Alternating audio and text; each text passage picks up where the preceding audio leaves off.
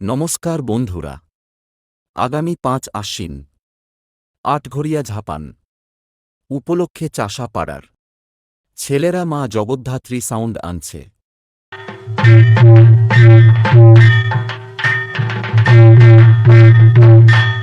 ভাই কেমন বাজছে পাগল হয়ে যাচ্ছিস?